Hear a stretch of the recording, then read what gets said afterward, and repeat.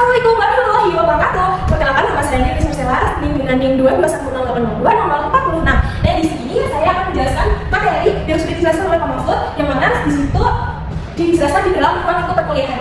Dengan mengambil persepsi dan pengambilan keputusan ini, di sini saya akan menjelaskan kepada kalian semua supaya lebih tahu tentang apa sih persepsi dan pengambilan keputusan. Dan sebelum lanjut ke slide setelahnya, saya akan menjelaskan persepsi sendiri. Persepsi ini adalah yang mana atau individu suatu kelompok untuk menciptakan sebuah planning atau tujuan yang mana itu tuh sesuai dengan suatu pikiran untuk mengimplementasikan keputusan bersama. Nah, kemudian yang berbeda dengan pengambilan keputusan. Jadi persepsi itu kadang beda pemikiran, jadi plan 1 plan 2 itu kadang beda, jadi harus dibuat dengan pengambilan keputusan. Contohnya apa sih? Contohnya ada di ruang itu kuliah saja. Yang pertama ada musyawarah, terus habis itu ada suatu kumpulan di organisasi, voting dan lain sebagainya. Kemudian lanjut di slide 2 ya. Nah, ini persepsi. Menurut dari PPT yang saya berikan kepada kalian, ini ya. Jadi persepsi itu di sini ya. Stimulus internali yang diperoleh oleh panca indera. Jadi yang diperoleh dari panca indera sendiri itu lebih ke mana dia itu lebih dari pemikiran dari dalam hatinya sendiri, lalu mengungkapkan dari persepsinya diri sendiri yang merupakan salah satu faktor psikologis yang memperhatikan perilaku seseorang, di mana itu sudah termasuk dengan sifat seseorang tidak bisa diubah sama sekali gitu. Contoh dari persepsi ini sendiri apa sih? Nah, ini ya. Contohnya nih ada Tom Cruise dan Caca. Jadi mereka tuh beda dengan pemikiran satu sama lain. Jadi harus bisa dengan berkoordinir koordinasi dalam sebuah keputusan bersama untuk menciptakan planning yang lebih baik. Contohnya dari persepsi ini adalah yang pertama dalam kehidupan sehari-hari itu memahami perintah orang tua untuk membersihkan kamar. Jadi kita harus bisa membersihkan kamar atau harus bisa menghormati yang lebih tua, bisa gimana ya menerapkan sistem menghargai seseorang. Yang kedua adalah mempunyai perasaan bangga karena dipuji orang lain. Ini contohnya dari influencer di dunia sosial media, karena di sosial media itu cukup banyak untuk bisa lebih baik untuk dipuji orang lain. Kemudian yang ketiga ada dia dengan penjelasan apa materi yang diajarkan oleh orang lain itu karena adanya beda pemahaman, yang mana situasi itu ada seorang yang tidak fokus dengan kondisi tersebut, lalu pemateri itu atau narasumber itu lebih bisa menjelaskannya gitu. Yang kedua, yang terakhir ada sadar atau tahu yang sedang diajak bicara ketika orang merasa. Jadi kita sebagai persepsi logis atau memahami karakter seorang itu harus bisa memahami kondisi juga gitu. Nah, jadi ada banyak saya gitu. Dari beberapa organisasi ini ada sebuah proses individu itu bisa mengorganisasikan dan mengimplementasikan suatu peristiwa dan kejadian secara sinkronis ya. Terus yang di sana ada persepsi penting bagi pelaku organisasi sendiri. Persepsi dalam sebuah organisasi itu sangat penting dibutuhkan oleh semua pihak, yang mana tentang harus sesuai dengan data realita yang ada, bukan mengenai realita itu sendiri. Jadi jangan melontarkan sebagai data itu sendiri. Nah, itu terus masuk dalam pemahaman sendiri. Yang kedua ada terlalu mengikuti egonya sendiri itu jangan, karena itu fatal banget untuk keperluan suatu organisasi. Yang terakhir menciptakan pemikiran sendiri itu bisa menciptakan persepsi sesuai dengan faktual fakta yang ada di dalam kehidupan sehari-hari. Kemudian faktor yang mempengaruhi. Apa sih faktor yang mempengaruhi ini? Yang pertama dilatar belakangi dengan faktor pengalaman, budaya, psikologis, nilai kebudayaan, serta harapan dan kondisi faktual-faktual ala-ala panca indera. Ini adalah seperti memahami kondisi bisa lebih fokus dalam ini dalam berbagai hal seperti pengalaman, kemampuan, individu, lingkungan lainnya. Jadi dalam sebuah proses seperti pengambilan keputusan itu harus sesuai dengan lingkungannya. Kalau misalnya lingkungannya tidak sesuai gimana? Ya itu kita harus bisa menyimbangkan sebuah data atau dengan lokasi yang ada di lingkungan tersebut itu. Jadi faktor yang mempengaruhi itu banyak ya di sini. Terus di sini apa sih persepsi yang dipengaruhi oleh faktor usia? Jadi menurut data yang saya olah kemarin itu persepsi ini dipengaruhi oleh faktor usia itu sangat penting. Jadi kita harus bisa menempatkan sebuah keputusan yang baik untuk ditempatkan di suatu usia, misalnya di usia dari balita, remaja sampai ke dewasa itu sangat beda. Cuman mungkin persepsi orang tuh anak kecil tuh lebih kecil ya pemikirannya. Cuman ada sebagian anak kecil yang bisa berpikir sama panjang gitu. Terutama dalam masa remaja itu sangat penting. Di sini karakteristiknya dalam mengimplementasinya itu dapat dipengaruhi dari beberapa faktor, dari lingkungan eksternal apa yang internal gitu. Jadi harus bisa mensinkronisasi sebuah ilmu kepada jangkauan di lingkungan gitu. Nah, di sini ada teori atribusi. Teori atribusi ini termasuk dalam teori yang menjelaskan individu memahami perilaku sifat, jadi tergantung dengan lingkungannya tersebut, baik dalam diri sendiri maupun diri orang lain. Jadi teori ini itu menjelaskan bagaimana menemukan apakah sikap tersebut itu dipengaruhi oleh faktor luar atau faktor dalam eksternal atau internal. Jadi lebih memahami lingkungan tersebut. Yang pertama itu ada teori yang bisa adalah teori kekhususan. Kekhususan ini ada melihat perilaku yang beralian di suatu situasi yang berbeda. Nah, konsensus itu hasil orang menghadapi situasi serupa dengan aksi yang sama.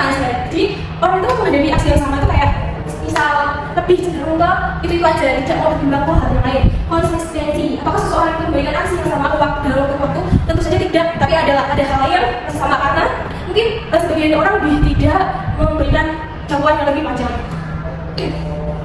Tapi kalau organisasi ini contohnya saja, saya jelaskan soalnya ini agak belum ya. Jadi di sini itu ada keunikan, konsistensi, keunikan ini ada dua jenis, yaitu keunikan rendah dan tinggi. Jadi ini sama ya, jadi ini memiliki keunikan tinggi dan tinggi, atribut internal dan eksternal. Jadi mereka juga memiliki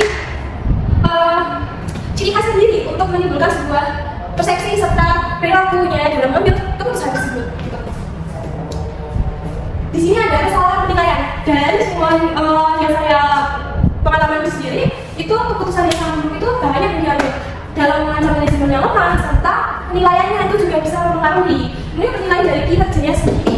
Nah, jadi ini tuh lagi melihat kinerja pegawai lagi untuk memperbaiki tampilan kerjanya, untuk meningkatkan produktivitas, meningkatkan perusahaan tersebut, serta berbagai kebijakan, serta untuk apa sih? Untuk promosi, tujuan meningkatkan gaji, serta pendidikan dan pelatihan tersebut. Gitu.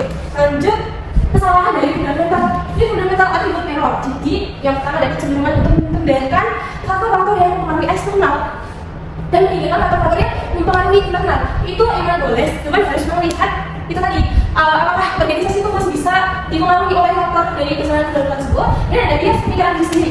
Itu lebih ke individu itu menggabungkan keberhasilan dengan faktor internal. Dan sedangkan si ini itu lebih menyalahkan faktor eksternal tersebut. Gitu. Jadi dari kesimpulan tadi itu individual itu lebih mementingkan individualnya sendiri daripada manusia sekitarnya atau sebuah organisasi gitu. Jalan kita dalam penilaian, itu apa sih? Ada umum dan organisasi. Terus yang umum ini ada persepsi selektif itu kayak punya imajinasi sendiri. Kalau yang eksternal dan demokrasi itu saya demokrasi dalam sebuah lingkup organisasi atau sebuah pendapat. Kemudian organisasi itu ada wawancara, ekspektasi, dan ada evaluasi kinerja. Nah yang mana di sini itu lebih ke bagaimana cara membentuk ciri khas sendiri supaya si kinerja itu bisa mempengaruhi suatu organisasi untuk mencapai sebuah implementasi atau planning yang tertuju. Kemudian ada persepsi pengambilan keputusan, itu ada hubungan persepsi dan pengambilan keputusan. Itu ada rational decision making. Yang pertama itu memberikan kesan untuk mengedukasi suatu individual untuk mempercayai suatu organisasi. Kemudian rational thinking itu untuk memperadakan dunia individu untuk lebih berkembang. Jadi untuk menciptakan inovasi, kreativitas, serta pemikiran yang baik untuk sebuah perusahaan. Dan dari itu sendiri itu bisa untuk memulai sesuatu untuk menciptakan hal yang terbaru gitu. Dan ada bias pengambilan keputusan. Nah, bias pengambilan keputusan ini banyak sih faktornya. Yang di sini ada overconfidence bias atau disebut dengan overconfidence. Banyak orang yang melakukan hal ini tetapi tidak sadar.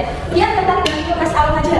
Itu tuh kayak tertarik dengan informasi awal, jadi orang tuh hanya lanjut dengan materi, bias dan kesalahan pengambilan keputusan. Di sini ada terlalu pede. Jadi ada orang yang terlalu pede dengan mengambil sebuah keputusan atau disebut dengan bias dirinya sendiri. Kemudian dia tuh harus bisa mengimplementasikan antara satu dengan satu, kelompok dengan satu dengan kelompok dua. Jadi pemikiran itu harus bisa signifikan. Dan kedua ada tertarik dengan informasi yang awal. Jadi kayak misal orang kayak influencer gitu kan membuat video itu, orang-orang Indonesia itu lebih tertarik di awal saja kan, lalu dia skip aja dengan bangganya gitu kayak. Jadi si influencer itu bisa menarik audiens untuk bisa menonton video itu. Jadi yang ketiga ada cenderung mencari informasi yang mendukung, seperti mengolah data, mencari data yang ada, serta promosi atau dilakukan dengan cara hal lain yang bisa mendukung informasi tersebut. Kemudian ada 4 itu menilai berdasarkan informasi yang sudah ada, itu kayak mencari berarti data yang sudah ada itu ya udah dikelola lagi gitu, kayak percaya aja sama data yang sudah ada. Pokoknya ada yang otak benar walaupun dia salah, itu maksudnya dia tetap pekeh dengan pendiriannya sendiri, tidak mau menggunakan omongan dari orang lain gitu. Yang kedua ada lebih suka yang lebih pasti padahal belum tentu baik, yang mana itu dia tuh belum suka, kayak tetap lebih suka aja, kayak lebih suka hal yang pasti padahal itu kan belum tentu baik. Kayak mungkin main ya, dia suka nih, tapi di sekitar kita tuh lingkungannya belum gitu, jadi padahal membahayakan dirinya sendiri ya. Jadi lebih di dalam persepsinya itu kekeh sama dirinya sendiri. Yang terakhir itu adalah menjadi kesalahan. Fokus pada tujuan termasuk ya, mencari informasi yang bertentangan, jangan melakukan sesuatu berdasarkan situasi yang acak. Contohnya apa? Kayak melakukan sesuatu itu jangan memberi penilaian sendiri berdasarkan situasi acak yang dimana belum tentu baik, belum tentu ada, belum tentu benar. Itu tuh dalam sebuah peningkatan pilihan. Yang pengaruh pada pengambilan keputusan itu ada dua ya guys ya. Jadi perbedaan individu serta batas organisasi. Contohnya itu harus bisa memahami individualisnya suatu kelompok untuk menciptakan tujuan yang dicapai dalam sistem evaluasi kerja, sistem imbalan, serta penentuan waktu dan peristiwa di masa lalu itu harus bisa. Etika dalam pengambilan keputusan itu ada empat semua, fokus pada hak, fokus pada keadilan, yang mana di situ harus bisa memahami dan memfasilitasi sebuah pemikiran untuk kreativitas dan inovasi yang dapat dipengaruhi oleh positif terhadap pengambilan keputusan tersebut. Karena dalam sebuah pengambilan keputusan tanpa adanya pengambilan keputusan. Jadi lanjut ya, di sini ada tipe pengambilan keputusan itu ada di sini individual, ekonomi, presidensi, sosial, usaha sosial. Nah di sini ada namanya ada tumbuhan pada pemimpin. Jadi mereka lebih mengacu pada pemimpinnya, kemudian si anggotanya itu lebih lebih mengambil keputusan sesuai dengan setuju dari pemimpinnya. Di mana ini tuh menjadi sebuah inklusivitas, menjadi katalitis untuk inovasi dari sini, kelanjutan dan membangun fondasi yang lebih kuat untuk tim yang lebih adaptif, kreatif, serta sukses di masa depan, yang mana mampu berpengaruh positif terhadap pengambilan keputusan. Nah ini tuh proses ini tuh masuk ke dalam working, yang mana anggota itu memiliki mengambil pandangan atau ide yang berbeda supaya bisa mencapai suatu keputusan yang lebih sinkronisasi yang tumpuannya tuh berjangka panjang gitu. Oke gitu aja ya solusinya tuh jadi lebih matang dan lebih efisiensi. Nah dari kesimpulan dari yang saya berikan ini, dalam persepsi dan keputusan itu harus saling berkontribusi semua sebagai anggota tim tersebut, serta bisa memelihara inovasi dari materi yang saya jelaskan itu lebih jelas dalam lebih solusi lebih matang yang dihasilkan dari pertimbangan kontribusi yang sudah disepakati bersama pihaknya, terutama dengan pemimpin dan anggotanya. Seperti itu kurang lebihnya saya mohon maaf. Wassalamualaikum warahmatullahi wabarakatuh.